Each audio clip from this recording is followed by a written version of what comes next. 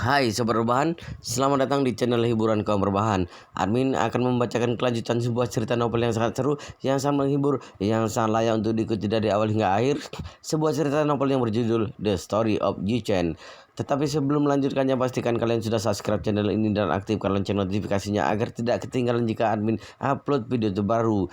Jika kalian menyukai cerita seperti ini, jangan lupa like. Jika berkenan, share juga ke teman-teman lainnya agar teman-teman lainnya juga mendapatkan informasi dan hiburan di channel ini. Baik, kita lanjutkan di part ke 564 bertepatan dengan bab ke 2807. Suan Fengnian mengeluarkan sebatang kayu yang berukuran kecil dan melemparkannya ke arah Yi-Chen. Mulutnya berteriak dengan keras, "Anak muda kurang ajar, rasakan petirku ini." Yi-Chen tercengang mendengarnya. Petir? Apa Suan Fengnian juga punya jingling? Setelah memikirkannya, Yi-Chen langsung mengalirkan energi ke sekujur tubuhnya, bersiap-siap untuk menghadapi serangan. Yi-Chen menatap Jing Lai Ling yang diarahkan kepadanya. Dirinya merasa was-was sekaligus heran. Entah mengapa Jing Lai Ling milik Suan Fengnian ini tidak mengeluarkan apa-apa di langit. Berdasarkan pengalaman Yi-Chen saat menggunakan Jing Lai Ling, ketika benda itu diaktifkan, awan hitam yang tebal akan menutupi langit. Kilat petir juga akan terpancarkan ke sekelilingnya. Tetapi Jing Lai Ling Suan Fengnian ini tidak menunjukkan efek apapun. Pada saat yang sama, Jing Lai Ling yang berasal dari tongkat kayu itu meledak di depan Yi-Chen. Boom! Kilatan petir menyambar, namun bunyi serta getarannya sangat kecil dan lemah. Yi-Chen hanya melihat sambaran kilat sepanjang 1 meter. Tenaga di dalamnya bahkan tak sebanding dengan 10% dari Jing Lai Ling miliknya. Yi-Chen memutuskan untuk tak bergerak sedikit pun, membiarkan petir kecil itu mengenai dirinya. Saat itu pula bibir Suan Fengnian menyeringai dengan picik. Jing Lai Ling yang satu ini dia temukan secara kebetulan. Totalnya ada 3 buah. Hal ini termasuk keberuntungan yang besar baginya. 2 buah yang lainnya sudah digunakan dalam kondisi genting. Kini tinggal 1 buah ini. Dia sudah menyimpannya dalam 10 tahun. Jika tidak dalam kondisi terjepit, dia tak akan rela menggunakannya. Namun lawannya hari ini terlalu kuat. Suan Fengnian terus harus mengerahkan kemampuannya sepenuhnya. Akhirnya dia pun menggunakan jurus jitu terakhirnya ini untuk menghadapi Yi-Chen. Menurutnya Jing Lai Ling miliknya ini memang tak sebanding dengan kekuatan petir yang sesungguhnya. Tetapi bila terkena permukaan kulit, kilatan petir yang singkat ini juga memiliki daya serang yang cukup mematikan. Meski Yi-Chen begitu kuat, dirinya tetap manusia, bukan dewa. Oleh sebab itu, Suan Fengnian yakin Yi-Chen tak akan bisa menepis Jing Lai Ling miliknya. Walau tidak bisa langsung membunuh Yi-Chen, itu juga dapat mempengaruhi kemampuannya dalam berperang. Di saat yang sama, Suan Fengnian berniat untuk merebut kembali kekuasaannya atas serangga sihir, kemudian membiarkan serangga sihir menghisap otak Yi-Chen hingga habis. Saat melihat petir tersebut, Mai Chengxin yang berdiri di samping juga berkeringat dingin. Meski dia tahu ada banyak teknik khusus yang menakjubkan di pengetahuan metafisika, tetapi baru pertama kalinya dia melihat seseorang yang dapat mengubah sebuah tongkat kayu menjadi petir. Detik itu juga dia cemas Yi-Chen tak sanggup mengatasinya. Namun ketika kilat tersebut menyambar tubuh Yi-Chen, sesuatu yang tak terduga terjadi. Kilat petir itu seolah disedot oleh Yi-Chen, kemudian menghilang tanpa jejak. Sedangkan Yi-Chen sendiri hanya berdiri seperti semula, tanpa lecet sedikit pun. Selain tak terluka, pria itu justru menyeringai dengan sinis. Suan Fengnian ternganga. Dia begitu kaget hingga tubuhnya mulai gemetaran. Mulutnya tak berhenti mengoceh. Tidak mungkin, ini tidak mungkin. Kamu sudah kena serangan petirku. Kenapa kamu masih baik-baik saja? Yi Chen membentangkan kedua tangannya menyengir berkata, karena tidak ada yang terjadi padaku. Suan Pengnian tak sanggup mempercayainya. Suaranya kian berang. Ini mustahil. Kenapa mustahil? Yi Chen tersenyum. Oh iya, aku juga tak menyangka kamu akan punya Jingle Ling. Katakan dengan jujur, dari mana kamu mendapatkan benda ini? Suan Pengnian dengan heran bertanya, kamu, dari mana kamu tahu kalau ini Jingle Ling? Yi Chen menyeringai. Tentu saja aku tahu, karena aku juga punya. Apa katamu? Bola mata Suan Pengnian terbelalak lebar, mukanya juga berubah pucat. Kamu juga punya Jingle Ling? Yi Chen tersenyum membalasnya. Kenapa? Apa anehnya? Memangnya hanya kamu yang boleh memilikinya. Tapi metode pembuatan Jingle Ling sudah punah. Jingle Ling milikku ditemukan oleh petugas militer secara tidak sengaja. Dia menemukannya dari makam seorang ahli metafisika dari zaman dinasti Ming. Selain 3 tongkat Jingle Ling milikku, aku tak pernah melihat Jingle Ling yang lainnya. Yi Chen menyeringai. Kelihatannya kamu ini tak hanya jahat, tapi juga dungu. Bagiku, Jingle Ling milikmu itu hanyalah benda cacat. Mana ada Jingle Ling yang hanya bisa digunakan 1 kali. Sudah begitu, hanya bisa mengeluarkan kilat sekecil itu. Benar-benar memalukan. Usai berbicara, Yi Chen mengeluarkan Jingle Ling miliknya sendiri dengan bangga berkata, sini biar kutunjukkan Jingle Ling yang kupunya. Melihat token kayu yang dipegang oleh Yi Chen, Suan Pengnian spontan berkata, apa bedanya Jingle Ling punyamu dengan punyaku? Bukankah sama-sama terbuat dari kayu? Yi Chen membalas dengan jengkel. Mau lihat perbedaannya? Akan kutunjukkan sekarang. Dia mengayunkan tangannya, mengangkat Jingle Ling ke atas kepalanya dan berseru, petir.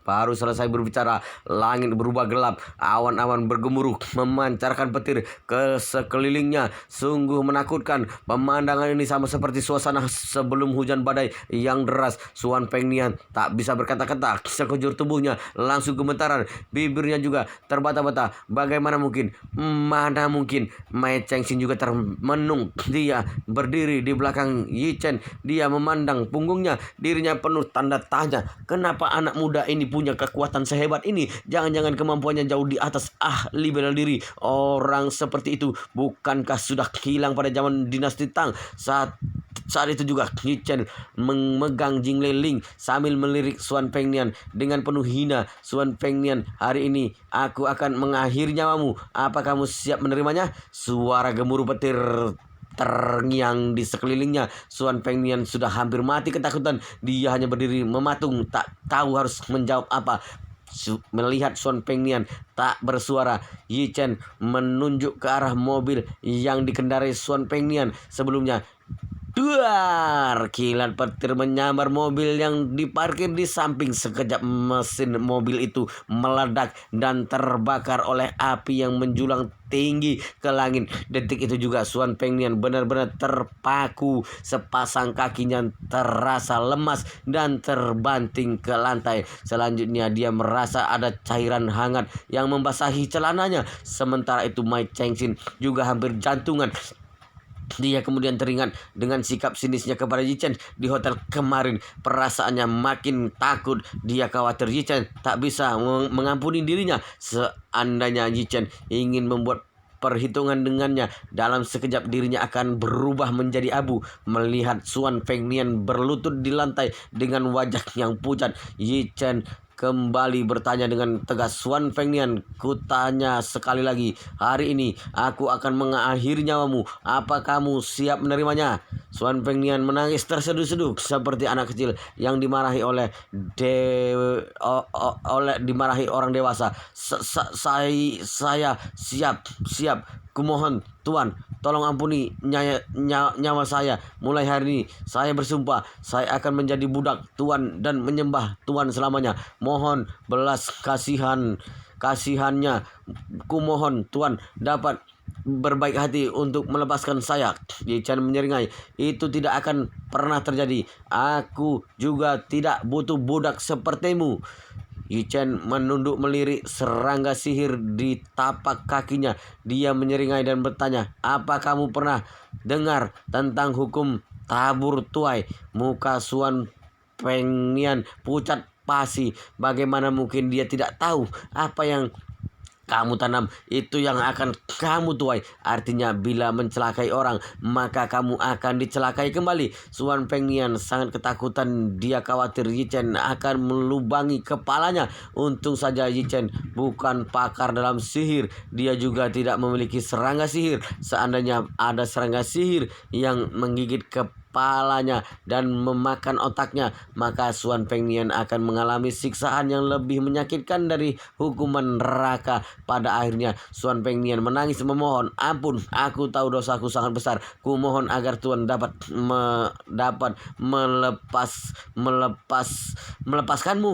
Yi Chen membentaknya menangis, berkata, "Dalam hal ini kamu tak bisa bertanya padaku. Tanyakan langsung pada ulat sutramu ini." Sembari berkata, Yi Chen kembali menginjak-injak serangga sihir di telapak kakinya. Suan Pengnian tampak kalap, namun dalam sekejap dia tahu Yi Chen hanya sedang menggertaknya. Sampai mati pun serangga sihir akan tetap setia padanya. Satu-satunya yang bisa mengendalikan serangga sihir hanyalah dirinya. Jadi makhluk itu tak mungkin berbalik menyerangnya. Namun ketika dirinya tengah berpikir demikian, Yi Chen mendadak mengalirkan energi murninya ke dalam tubuh serangga sihir. Selanjutnya serangga sihir yang sudah berkali-kali diinjak oleh Yi Chen mendadak bangkit. Bahkan kondisinya jauh lebih gemuk dan berantusias dan dari sebelumnya.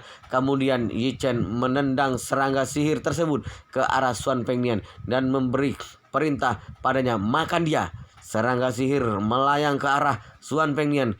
Gigi runcingnya yang sekeras besi itu terbuka lebar. Suan Pengnian terperanjat. Dia buru-buru membentuk simbol tangan dan berseru pada serangga sihir tersebut, "Sayangku, kemarilah." Suan Pengnian merasa mereka sudah terikat selama puluhan tahun. Serangga sihir tak akan berbalik melawannya.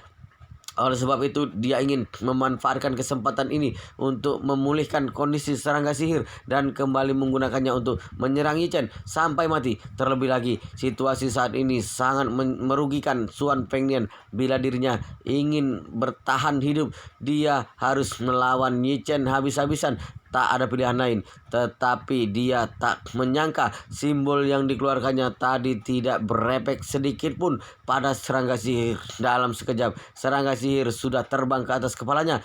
Suan Pengnian merasakan tubuh serangga sihir yang gempal itu menimpa kepalanya. Dia refleks menjulurkan tangannya ke atas dan hendak mengusir serangga sihir darinya. Namun ketika baru mengulurkan kedua tangannya, dia langsung kesakitan. Suara tulang yang retak pun terdengar. Pergelangan tangan kanannya hendak digigit oleh serangga sihir sampai putus. Melihat potongan tangan kanannya yang terjatuh ke lantai, sekejap Suan Pengnian merasa frustasi. Dia berteriak sekeras mungkin, "Ah, tanganku!" Baru selesai berbicara, bunyi yang serupa kembali terdengar. Serangga sihir bergeser ke samping dan menggigit pergelangan kirinya. Suan Pengnian melihat kedua lengannya yang puntung dan berlumuran darah, berteriak dengan lirih, Jangan bunuh aku, ku mohon." Sesaat kemudian dia merasakan rasa sakit yang luar biasa pada bagian kepalanya. Tingkat sensitivitas sarafnya meningkat. Tubuhnya merasa kedinginan. Serangga sihir langsung masuk ke dalam kepalanya. Angin berhembus ke dalam tengkorak kepalanya yang berlubang, membuat tubuhnya Suan Pengnian langsung merinding. Selanjutnya dirinya begitu kesakitan. Ini karena zat racun yang dialirkan dari serangga sihir ke dalam otaknya membuat rasa sakitnya bertambah hingga beratus kali lipat. Jangankan hanya di bagian kepalanya yang berlubang saja, seandainya ada orang yang mencolek tubuhnya dengan lidah kapas, dia juga akan merintih kesakitan. Saat itu pula serangga sihir telah memperlihatkan gigi hitamnya lebar-lebar dan melahap otak Suan Fengnian. Suan Fengnian merasakan tingkat kesakitan yang tinggi dan tak tewas di tempat. Dalam sekejap warna kulitnya berubah hitam dan lembam. Seluruh lubang pada wajahnya juga mengeluarkan darah. Mayatnya terbaring kaku di lantai. Ekspresinya begitu menyedihkan, seolah dirinya dipenuhi penyesalan yang mendalam karena harus mati di tangan serangga sihir peliharaannya. Melihat Suan Fengnian yang sudah meninggal, Yi Chen mendesah berkata, mati adalah jalan yang terlalu mudah untuk penjahat keji seperti dirinya. Mai Chengxin yang berdiri di samping mengernyitkan alisnya. Tuan Muda Yi, jika Anda bisa mengendalikan serangga sihir milik Suan Fengnian sepenuhnya, kelak pasti akan sangat berguna. Yi Chen menyengir. Untuk apa aku menyimpan cacing pemakan otak ini? Mai Chengxin buru-buru menjawab. Tuan Muda Yi mungkin tidak tahu, Suan Fengnian telah memelihara serangga sihir ini selama 20-30 tahun. Makhluk ini memiliki kehebatan yang luar biasa, merupakan senjata paling ampuh milik Suan Fengnian. Jika aku menyimpannya, apakah aku harus membiarkannya memakan otak manusia? Mai Chengxin pun terdiam sejenak. Dia lalu berkata, saya hanya merasa sayang bila membunuhnya begitu saja. Yi Chen dengan kesal berkata, aku tak pernah membutuhkan makhluk seperti ini di sisiku. Usai berbicara, dia memegang Jingle Ling dan berseru, petir. Selanjutnya sebuah kilat yang besar menyambar atas kepala Suan Fengnian. Dalam sekejap Suan Fengnian beserta serangga sihir terbakar oleh petir tersebut dan menjadi puing-puing abu. Angin berhembus menyapu sisa abu tubuh Suan Fengnian ke udara hingga tak bersisa. Mai Chengxin diam mematung, dalam hati mendesah, malam ini aku benar-benar menyaksikan sebuah keajaiban. Tuan Muda Yi ini memang orang sakti. Pantas saja dia sanggup membuat Lai Qinhua bertambah muda 20 tahun. Orang yang sanggup memanggil petir dan menguasai jurus awet muda. Siapa yang sanggup menyainginya? Pada waktu yang sama Yi Chen menatap Mai Chengxin dan berkata, setelah membantuku menangkap Suan Fengnian, kamu berhak mendapatkan imbalan. Tapi kamu terlalu licik, selalu mementingkan diri sendiri. Bahkan kamu berniat membantu musuhku untuk menemukan jejakku. Meskipun telah membantuku, itu semua masih belum cukup untuk menebus kesalahanmu. Jadi mulai sekarang aku tak akan membiarkanmu dan Meg meninggalkan kota Jinling. Setelah aku menyingkirkan Su Chengpeng, aku baru melepaskan kalian. Raut muka Mai Chengxin tampak sedih, tetapi dia sangat paham tak ada gunanya meminta ampun atau menunjukkan kesetiaannya pada Yi Chen. Sebab jauh dalam lubuk hati Yi Chen, dirinya sudah dinilai buruk. Segala hal yang dia lakukan tak akan mengubah keputusan Yi Chen. Apa yang baru terjadi pada Suan Fengnian merupakan bukti nyata. Maka dari itu pilihan terbaiknya saat ini adalah membiarkan Yi Chen melampiaskan amarahnya. Meski dikurung tidaklah menyenangkan, tapi setidaknya nyawanya masih bisa selamat. Kelak dia bila dirinya baik-baik berkolaborasi dengan Yi Chen, mungkin akan ada kesempatan yang baru untuknya. Akhirnya Mai Chengxin membungkukkan tubuhnya dengan hormat berkata, saya akan menuruti semua keputusan Tuan Muda Yi. Segalanya biar Tuan. Yi Chen mengangguk dengan puas. Kalau begitu sekarang ikut aku pulang. Mai Chengxin langsung mengiyakannya. Ketika mendongak dan hendak melangkah, tiba-tiba terdengar suara desahan. Jangan-jangan Suan Fengnian bangkit dari kubur. Setelah mendengar perkataannya, Yi Chen tanpa sadar langsung melihat ke arah Suan Fengnian yang sudah hancur menjadi debu. Benar saja, dia melihat ada sebuah benda berwarna abu-abu kecoklatan seukuran telur bebek di atas tanah. Dia langsung mengerutkan keningnya dan berkata, mana mungkin ukuran sarira sebesar itu? Menurutku benda itu lebih mirip batu ginjal. Sepertinya ada yang aneh saat mengatakan ini. Mai Chengxin tanpa sadar langsung melangkah ke depan, lalu mengambil benda berwarna abu-abu kecoklatan itu. Dia mengamatinya dengan seksama selama beberapa detik. Setelahnya dia langsung berseru, "Astaga, ternyata ini adalah ambergris." Ambergris. Yi Chen mengerutkan kening lagi. Beberapa hari yang lalu dia minta Qin Geng untuk membantunya mencari ambergris. Tidak disangka ternyata di tubuh Xuan Pengnian ada sebuah ambergris. Namun Yi Chen tidak begitu mempedulikan hal ini karena sebenarnya ambergris tidak begitu sulit ditemukan. Orang kaya bisa membelinya dengan mudah kapanpun dia mau. Dia teringat saat dirinya bertemu dengan Yu Jinghai di acara pelelangan yang diadakan di klub Jinbao. Di sana ada sebuah pembakar dupa yang berasal dari dinasti Song. Pada saat itu, untuk membuat pembakar dupa itu terjual dengan harga yang tinggi, sang juru lelang menyandingkan benda itu dengan duo kotak ambergris. Selain itu, yang dibutuhkan oleh Yi Chen untuk membuat pil Pei Yuan adalah ambergris yang berusia setidaknya 10.000 tahun. Ambergris biasa sama sekali tidak berguna.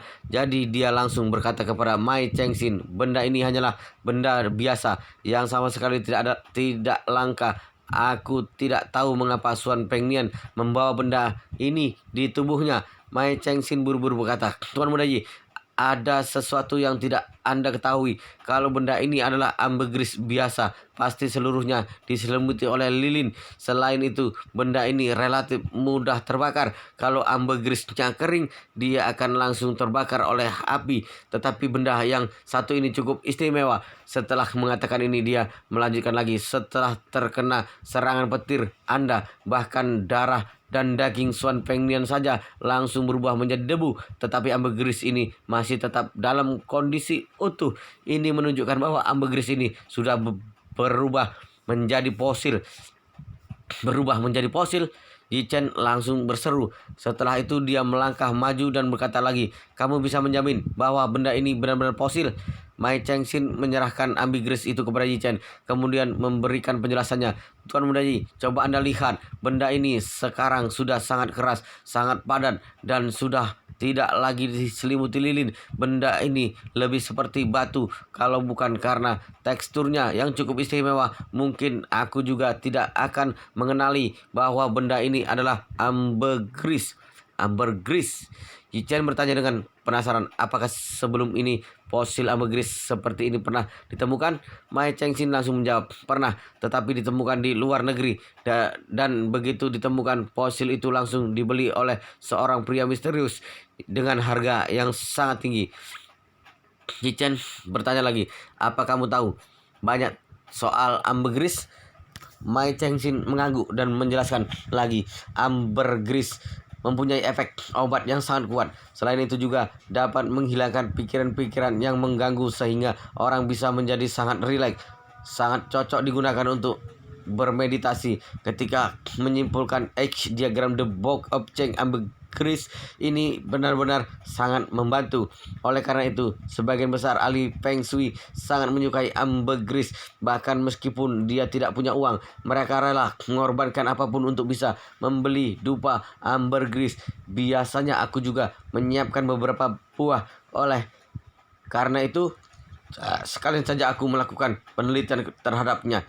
Setelah mengatakan ini, Mai Chengxin berkata lagi, "Sebagian besar ambergris yang ada di pasaran diperoleh dengan cara membunuh paus sperma di laut dalam.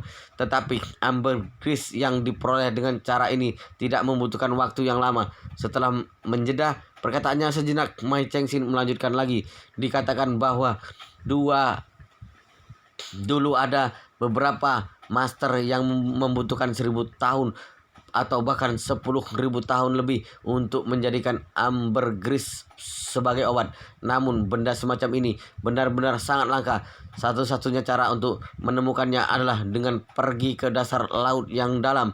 Ini dikarenakan manusia 10.000 tahun yang lalu sama sekali tidak mempunyai kemampuan untuk membunuh paus sperma. Pada saat itu paus sperma akan langsung tenggelam ke dasar laut setelah mati, setelah bangkainya tenggelam ke dasar laut dan dimakan oleh makhluk laut lainnya. Ambergris akan tertidur di dasar laut, terkubur di pasir, tetapi menemukan satu buah ambergris yang telah terkubur selama lebih dari 10.000 tahun di tengah laut sama sulitnya dengan menemukan jarum di tumpukan jerami. Oleh karena itu, tidak ada seorang pun yang bisa melakukannya.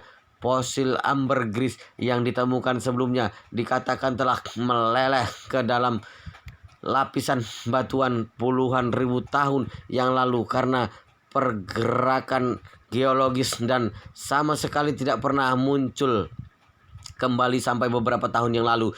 Jichen menjadi sangat bersemangat. Kalau ambergris itu benar-benar sudah mencapai tingkat fosil, maka benda itu pasti memiliki sejarah setidaknya puluhan ribu tahun. Itu artinya benda itu sepertinya benar-benar dapat memenuhi kebutuhannya untuk menyempurnakan pil Peiyuan. Wow, luar biasa sekali guys, ceritanya sangat seru, sangat menarik, sangat membuat kita penasaran jika tidak mengetahui ceritanya. Tetapi sepertinya di bab ini sampai di sini dulu dan kita akan lanjutkan di bab berikutnya di video selanjutnya. Pastikan kalian sudah subscribe channel ini dan aktifkan lonceng notifikasinya agar tidak ketinggalan jika admin upload video terbaru. Jika kalian menyukai cerita seperti ini, jangan lupa like, jika berkenan share juga ke teman-teman lainnya agar teman-teman lainnya juga mendapatkan informasi dan hiburan di channel ini. Baik, kita lanjutkan di bab berikutnya di video selanjutnya.